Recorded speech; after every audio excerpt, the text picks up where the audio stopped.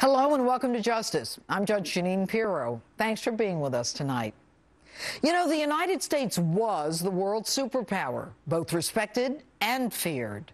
Wartime presidents like FDR, Eisenhower, and JFK said what they meant and meant what they said. Fast forward to the Obama administration, clueless on the world stage, completely clueless on the war front. President Obama has no war strategy, a feckless and fickle foreign policy, and a paper tiger image, all the while threatening just about everybody and going after just about nobody, never meaning what he says or saying what he means. His policies are destroying our country, putting our troops in harm's way, and endangering America's security. His bloviating is creating ill will around the world. Pity the next president of the United States.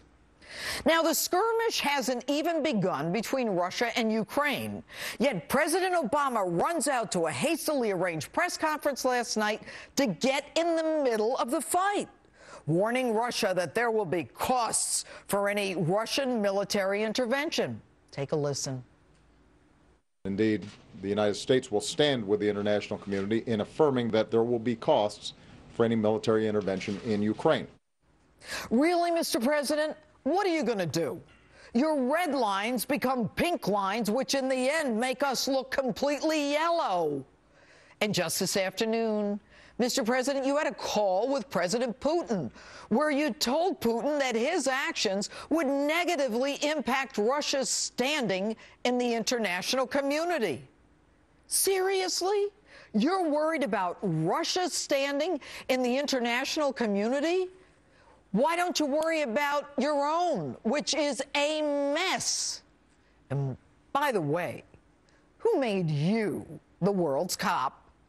Being dictator in the United States doesn't make you king of the world. What is it about you? Is it your ego? You don't even have a dog in that fight. Don't you have enough to do here at home? You can't win a war, and yet you can't wait to get in the middle of someone else's.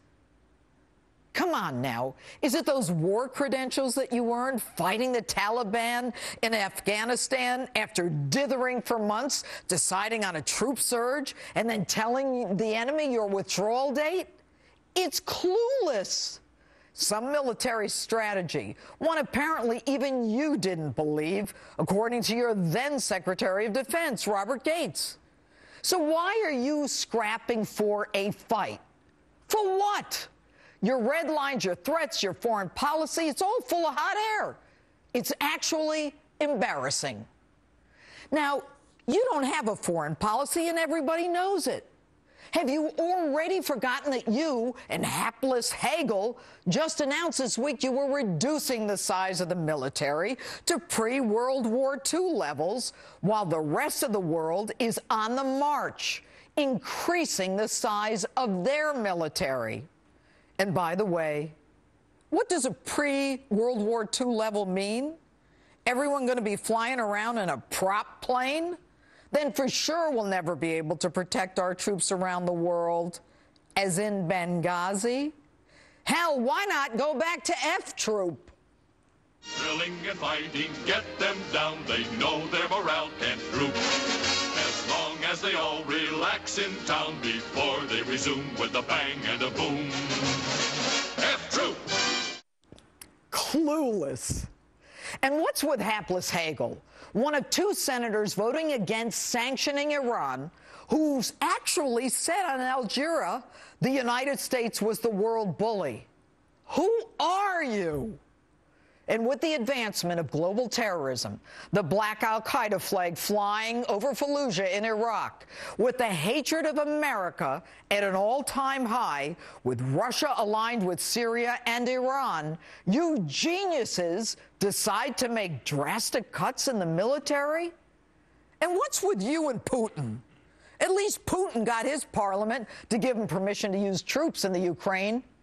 Your own Congress wouldn't back you when you were dithering back and forth. You're in Syria, you're out of Syria, you're in, you're out.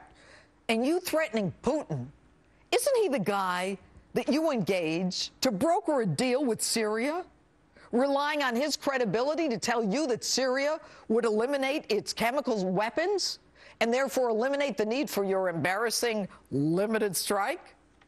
And speaking of Putin, you begged him to return that traitor Edward Snowden, you know, the one who told us the truth after your director of national intelligence, clueless clapper, perjured himself and lied before Congress. And speaking of Syria, why did you wait for the blood of 100,000 innocent civilians to be spilled on the sands of Syria before you even threatened to act? Yet in Ukraine, they haven't even started the fighting, and you want to get in the middle of it. By the way, aren't you supposed to be a pacifist? Did you forget you won the Nobel Peace Prize? Mr. President, everyone is laughing at us. You're like a schoolyard bully. No one's afraid of you. Putin sure as hell isn't. He knows you're no Eisenhower, no FDR, and no JFK. He's a former high-ranking KGB. He's got all the military credentials he needs. And what might your military credentials be, Mr. Commander-in-Chief? And that's my opening statement. With me now is former Deputy Assistant Secretary of Defense